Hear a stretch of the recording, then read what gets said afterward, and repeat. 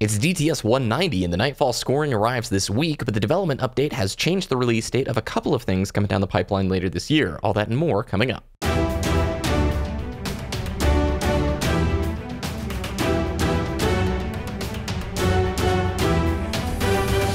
You're listening to Destiny, the show.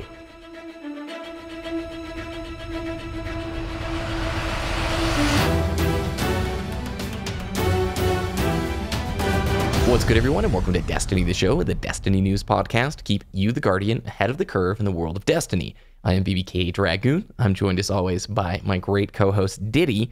Dude, we are 10 shows away from 200 weeks in a row of Destiny podcasts. That's crazy. That's insane. Name something that you've done 200 weeks in a row.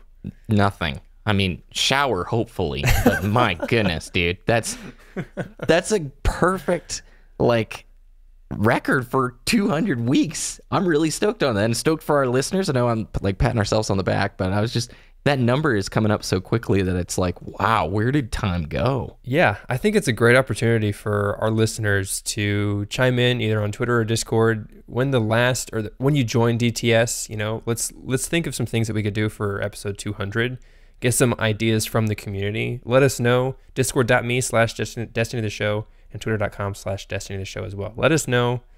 Also, our website, we've got a contact form for you to fill out. Let us know. We want to know what you guys think.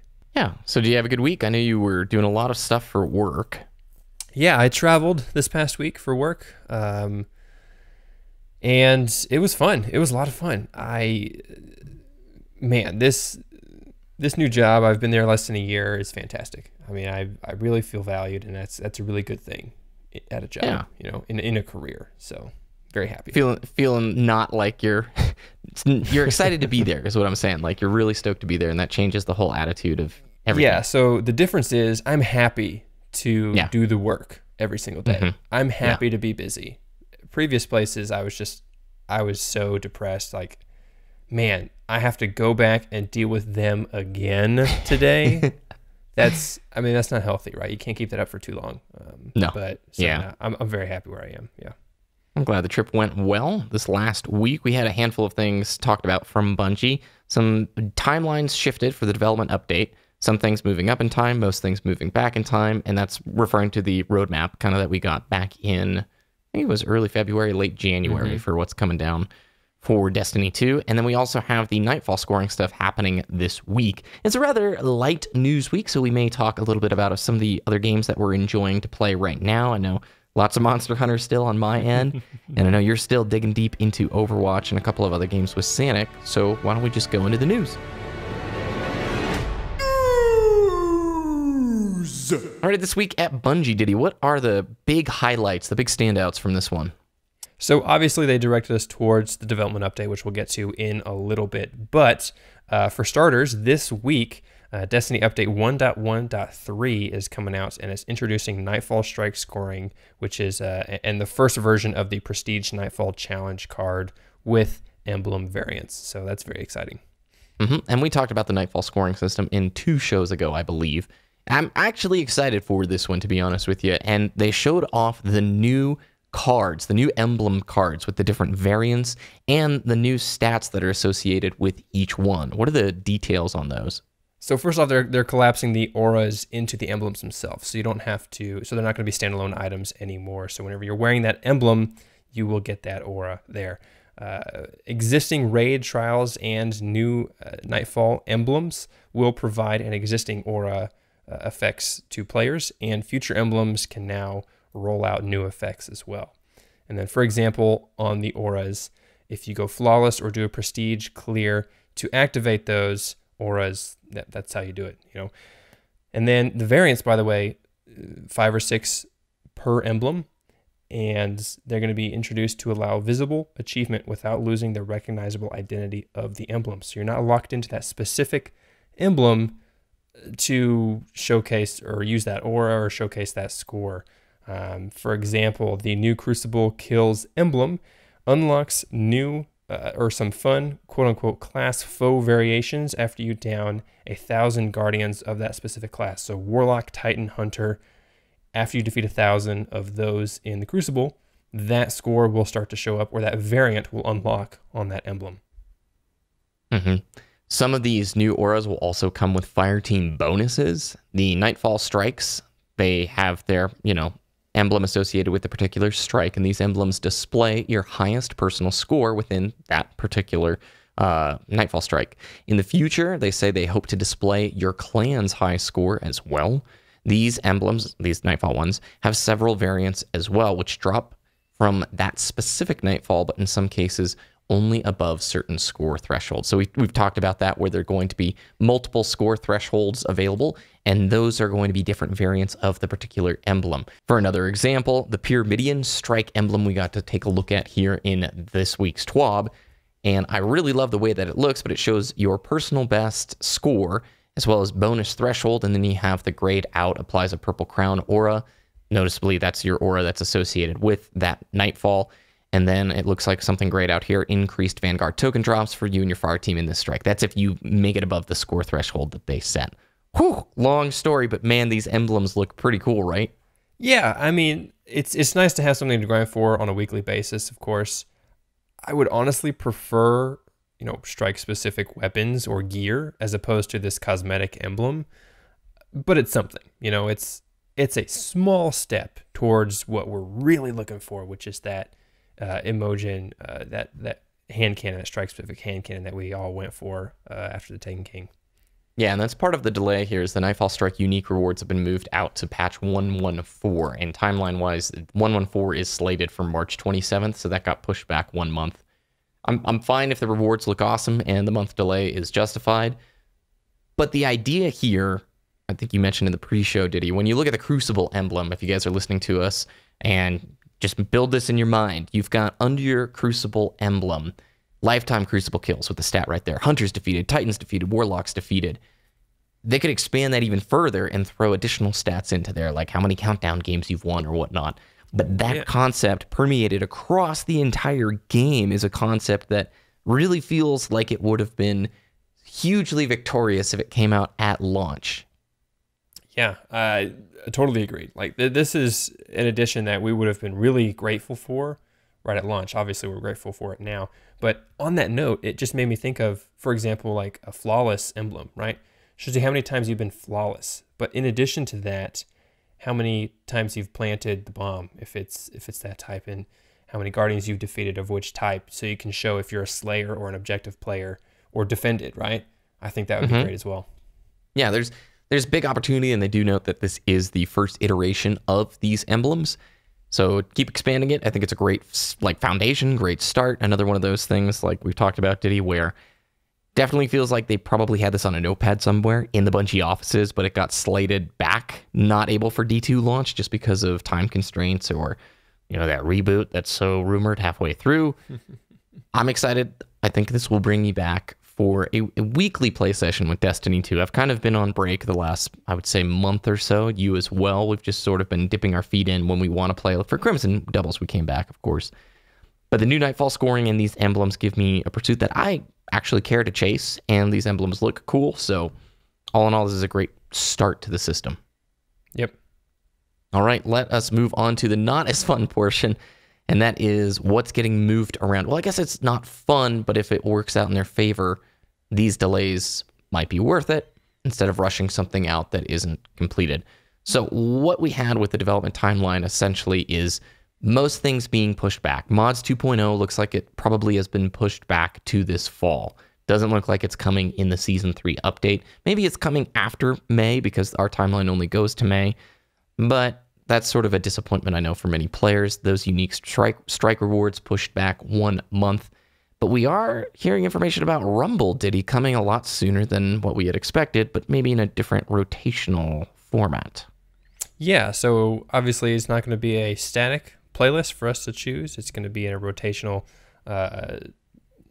option with Mayhem and Iron Banner 6v6 as well. I do want to talk really quick about what's coming this week with update 1.1.3, just what to expect. We already touched on a few things there. Obviously, the Nightfall scoring and the high score tracking. Also, the different emblem variants with the destinations, the Crucible, the Nightfall as well. Fireteam members on the destination map, that's coming with this update as well. PC public text chat. Remember, you have to opt in, not opt out, to see that as well. And the companion mod / shader interactions there on the companion app, as well as an asterisked Prestige Nightfall Challenge cards coming, or version 1. So that's going to be coming out a little bit later. Mm-hmm. Also, mod system improvements. Here's their quote from Bungie to be officially clear. Mod system improvements are also still planned, but will not be available when 1.2.0 is released. And 1.2.0, of course, is May, and that's when we're getting Season 3 as well as expansion number 2. All right, a few things I want to hit on here, Ditty. The Rotational Crucible playlist. They mention Iron Banner 6v6, right? We have Mayhem returning to the fray, and then Rumble. I'm very excited to see the idea of a weekly rotational playlist coming back. Mayhem being a perfect fit for that kind of a rotational slot. I am deeply disappointed that Rumble is going to be relegated to a weekly rotational playlist and not a permanent one. I love free-for-all. It is a great game type to improve at as a player. And if your friends aren't on, I feel like it's probably the most fair playlist that you can go in and demonstrate 1v1 skill and really have it out. And a lot of times I go into Rumble and I don't do well, but it's a perfect meat grinder to improve. And I never feel like I'm getting killed by things that are out of my control. Whereas I know you have those experiences where you're in an entire solo queue team, you get put against a team stacked of 4, they communicate, they bowl you over, and there's nothing you can do about it. So Rumble being weekly, I would be totally dishonest if I didn't say I'm very disappointed about it being a rotational playlist. Yeah, I'll definitely agree there. I mean, I myself am more of a solo queue player, just in general. And, with 4v4 Crucible right now, it's difficult. And with the Rumble playlist, it's on you, whether you do well or not, right? Obviously, yeah, some spawns can be wanky and some other things, right? It feels like 1v5 sometimes, but yeah. Rumble is the true test of individual skill, and I really, really enjoy that. Yeah, you can still go in with some friends, hopefully, and just have it out, see who comes out on top. I think that would be great. But like you said, having this relegated to only a weekly and not being able to play it all the time, if I only want to play Rumble, then that means I'm not able to play every single week because it just won't be there sometimes. So. Also on the timeline, exotic weapons and armor sandbox changes are coming now in May, and that is still a floating date. That is a date that is subject to change. Weapon and ability sandbox changes are coming, though, 1 month later, March 27th. So in 1 month, we should have an updated sandbox with some changes that might hopefully shake up the Crucible meta. Now, Ditty, you were pointing out that is basically 7 months without a substantial sandbox patch to change the meta. That's a pretty long time when you think about it. I'm getting memories of Thornpocalypse here. That's more than a year, right? If we think about other game developers who do consistent meta-changing balance updates on how often do they do that, right? Let's think of Blizzard and Overwatch, for example. They usually do balance changes on a competitive season rotation, which is 2 months and then a week off. So that's 2.5 months between some balance changes. And with Destiny, 7 months between a balance change, I think that's way too long. Now, I'm not don't discount, they did implement a patch back in December, but it really had very little impact on the meta. Yeah, it was a minor patch. Yeah, exactly. And same thing with Blizzard, right? To be fair, let's be fair. Some of the Blizzard balanced patches for Overwatch have not been as substantial, right? They just recently patched Mercy, so she's not picked in every single game, right? And that was probably 5 or 6 months of, we have to have Mercy, otherwise we're going to lose. And that was just awful for competitive, structure. But anyways, but I just think 7 months is way too long for a balance pass, for a substantial one at least. Yeah, and again, we're using the comparison with Overwatch because Activision Blizzard tied together at a company. They've got some shared resources in terms of knowledge that they could be collaborating with on. You've got the PTR with Overwatch, and they're very regularly pushing new things to the PTR for players to test out, change, and give feedback on. So the players who are deeply invested in Overwatch can engage with the changes in an ongoing nature that's more frequent than just 2 to 3 months, and also sound off on the forums with direct feedback about those changes. Whereas we've seen the sandbox guys sort of huddled in a bunker, giving out minor details but not specifics, with no PTR option to be able to play. I don't know if there's the tech ever for that to exist with Destiny 2, but the Destiny 2 is on PC, and I do feel like there's an expectation now for it to kind of catch up to its competitors. It feels a little bit in the dark ages. Yeah, I really hope that we see some type of public test environment for Destiny 2, because it's those kinds of things that would have caught, the Prometheus lens bug, the overpoweredness of it in Crucible before it launched. And they would have been able to say, okay, that's an issue, let's take a look at that. And they would have been able to start working on the bug sooner rather than later, rather than just having the solution or the Band-Aid be, oh yeah, just have Xur sell it so everyone can get it. Yeah. That weekend for trials. Kind of pivoting there, I do want to say this is of course, the second developer update that we've got from Bungie using the graphic with the 4 columns. After this week, that's 2 columns down. That's 50% of the screen there. I really hope we see some of those columns move over, so we keep the left column saying patch 1.1.3 was deployed. Here's the next 3, right? I'm just saying, Bungie, keep us updated. I want to see what comes after May, right? Because E3 is in June. Presumably, that's when they make some type of announcement about the fall content. Hopefully, there's a Destiny update between May and presumably September, November.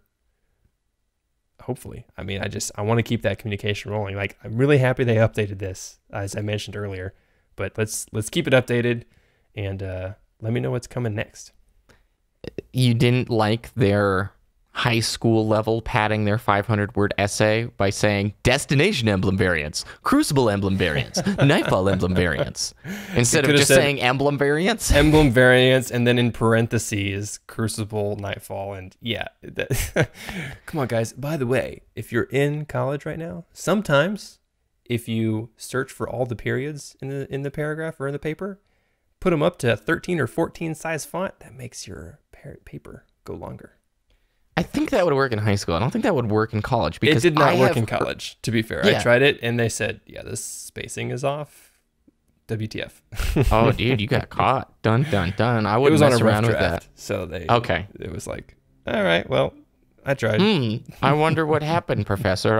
Because I've heard that tip from so many people now that I have to bet professors totally know it. And the other thing is, if you send them the Word doc and they word count it, they're going to know pretty quick. I mean, if you're dealing with how many, you're reading 18 pages of all your students over and over again.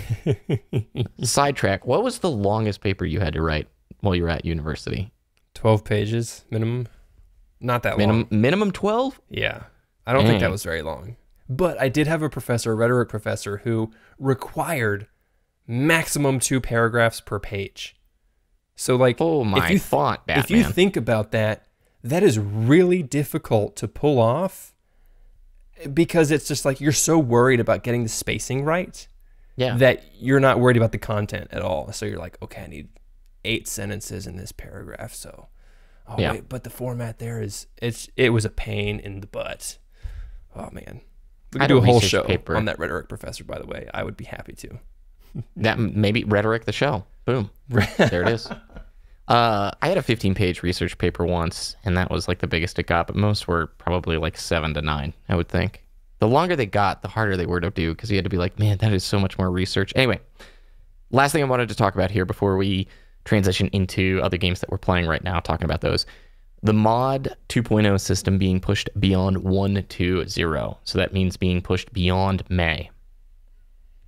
Presumably, we think this is now going to be put with the Taken Queen this fall, okay? Or the dawn of season. Man, the way they do seasons is so weird because of the way the year is split up. We're not going to probably have... What are they going to do when the Taken Queen gets here? Are we just going to go season 5, 6, 7, 8, 9, 10? Or are we just going to start, season 1.1? Oh, I'm sorry. I just got totally derailed there. I am disappointed that Mods 2.0 is being delayed. There's no other way to say it. I am, but if it was sucking and it was horrible, go fix it and make it work. I just mean their timeline. It's exactly what we said when January 1st rolled around. It's going to take until fall before this game gets kind of back to D1 standards. It is, we're at a weird spot with Destiny 2 right now, because every other game before it comes out, we say, if they delay it, that means they're making it better, right? That means that we want them to delay games rather than release an unfinished product. Yep. But now with Destiny 2, it's like, man, we want more content. Give it to us sooner. Stop delaying stuff. And with the mods 2.0, it's very strange, right? Because they introduced this system in Destiny 2 and they already have to rework it. And they want to make it good. I get that. And obviously that means a delay. But when are you delaying it, right? Is it until the Taken Queen, which is a whole summer without, or if you're in the Southern Hemisphere, a winter, without a Destiny update with that kind of thing? Maybe that's the summer update before the Taken Queen, or winter if you're in the Southern Hemisphere again.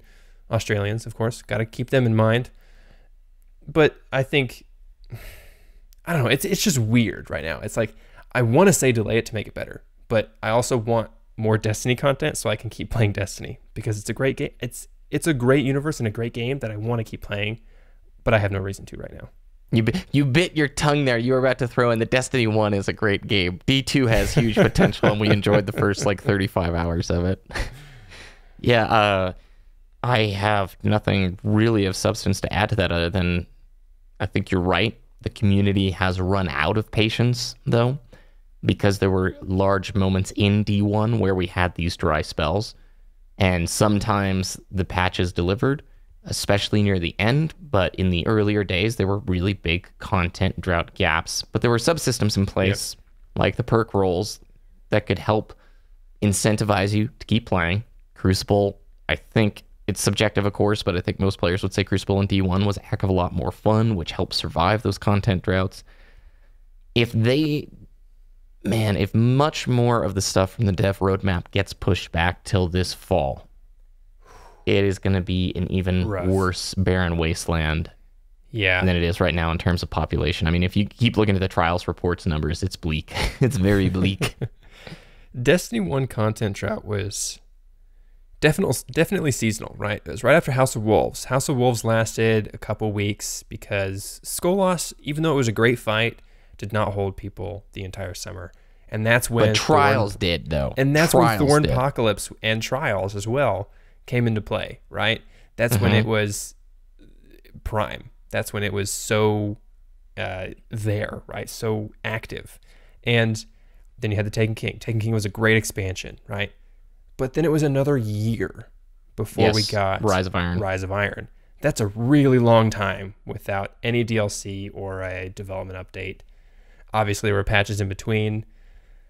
Man, if we go May until Taken Queen without a substantial development update, it's going to feel like a year, like the Taken King to Rise of Iron. It's going to hurt. The first year of Destiny 1 was a pure joy for me. I'm not saying it was all I want to get on and play every single day, but that first year of vanilla, the discovery, into Dark Below, which the only thing we really played regularly with Dark Below, you and I, was Crota's End, but that was a fun raid to do on the weekly basis. Into House of Wolves, which granted, that was a long period of time, but it gave me enough flexibility to get all 3 characters maxed out. We started doing weird challenge things, like you were doing double Crota all the time, like 2-player Crota's End. And then House of Wolves releases, and Trials was transformative for the game, in my opinion, especially for Twitch. That was the lifeblood of that game for a long time on Twitch. Then you have the Taken King, which honestly, for at least the first 2.5 months, was such a behemoth. It just totally fine-tuned things. Yeah. If you wanted to run King's Fall, all right, do I have 2 hours to commit? All right, let's do it. It was a serious duty raid. You needed people who, now, granted, we've done it enough at this point where it's not like the same level, but in the initial days, you wanted people to have some familiarity with those fights, right? We took 7 hours on Golgoroth the first time, as soon as it launched, without pushing any guides, figuring it out for ourselves, and actually getting the mechanics down. 7 hours, because we just couldn't get the timing right. And we finally did it. That, first time we beat Golgoroth, best highlight of Destiny 1 for me. in my opinion. That was fun. I remember watching you guys stream that through the DTS stream, Pineapple Boys in tow. They were good times. And maybe D2 can get to that point where there's this sort of renaissance or this rebirth of the game. But I have confidence is minimal in terms of timelines right now. Eventually, yeah. But in a timely manner, I have no idea. With that said, Ditty, what have you guys been playing? You and Sanic, I think, played Don't Starve together, right? Yeah, we play Don't Starve together, because there is a difference. Don't Starve and then Don't Starve together are two separate games apparently. But we play the multiplayer option, and it's a lot of fun. It's silly, cartoony, but you have to survive. You have to feed yourself. You have to not die. And then sometimes, whenever you see a certain enemy, you're like, "Ooh, gotta go the other way." You guys are each on PC, right? Is that how it works? Yes. Yep. So we set up a LAN private server. We just duo on the map, and it's a good time. It's a lot of fun. Would you recommend it as a co-op game? I would. I think it'd be really fun as a co-op game. And when you ask that, I'm thinking Twitch, right? I want to know if it's fun to watch, and I would think it is. If you have a regular crew to play with, I think it would be really great, because there are some really funny things that can happen. Like, there's certain settings you can tweak to make it more difficult or less difficult. You can turn on, like if a character dies, you could either just keep them dead and have to restart the game, or you can revive them after a certain crafting item. I think it would be a lot of fun. Yeah. That's cool. You could do permadeath runs, that kind of a thing. Mm-hmm. Yep, exactly. Nice. I've been playing Monster Hunter World. I know, no surprises. Nice. I love that game. I'm telling you, I don't know what I've been doing. Not playing this franchise. Well, I do know why I didn't have a DS. Yeah, I'm glad you said franchise, because you recently put out a video about another Monster Hunter game. What was that? Is it the Japanese one? Double Cross. Yeah, so I imported Double Cross, which, here we go. Monster Hunter Generations came out a few years ago on the 3DS, okay? And then a year later, you had the quote-unquote Ultimate Edition coming out, Double Cross. Now, Double Cross only released in Japan, and they have a 3DS version and a Switch version. The Switch one came out last fall. They never brought it to the US. They didn't do an English localization, but Switches are completely region-free. So you can import it and you can play it, and I've been trying to. It is hard. Generations is kind of praised as a more complicated Monster Hunter game, and it is. And it's very menu-heavy. And so when I'm playing Double Cross on the Switch, I literally have pages, dozens of pages of translated menu images open, trying to figure it out. It's not very good, dude. I mean, it's a great game, but I am terrible. It's so hard to figure out. I can't. Yeah. Because the game on your console is just straight Japanese, and you don't read or speak Japanese. You have to open the translated menu pages. That is hilariously awesome. That's dedication right there. Dude, it's not lasting. I went right back to World pretty quickly. I'll still play it here and there, but dude, they don't even use certain things that you would think pictures for, like elements, right? Electricity, fire, that kind of stuff. They put a picture, right? That's what they do in Monster Hunter. No. In this, they use kanji. They use the kanji word for like fire or lightning. And it's just, oh my word. But it is, I've been liking Monster Hunter. So on your resume, you would say, oh yeah, I can speak Japanese. How did you learn Japanese? Monster Hunter. I learned it for the game. Yeah, that's a selling point right there. I can tell you guys how to order the chef's choice platter or the veggie dish from the Palico Cat Chef, and I can tell you what a great Jaggy looks like. You know what each element is, right? There you go. There you go. There you go. I just popped a keyboard keycap off of my arrow keys. Anyway, where can people find your content, Ditty? Twitter.com/Ditty, DTS, DITTY, DTS, and YouTube.com/Wooshness, WOOOSHNESS. Excellent. I did say the Discord name wrong last week, Ditty, and I edited it out of the show because it was embarrassing, but you were right. You're welcome. So you can join our Discord, guys, at discord.me/Destiny the Show. That one is correct. You can go to our website, destinytheshow.com, from the show notes from today, or links to our clans as well as the Discord. Follow us on Twitter at Destiny the Show. You can follow me on YouTube, Twitter, and Twitch at BBKDRAGOON. Have a great week. Thanks for listening, and we'll talk with you next time.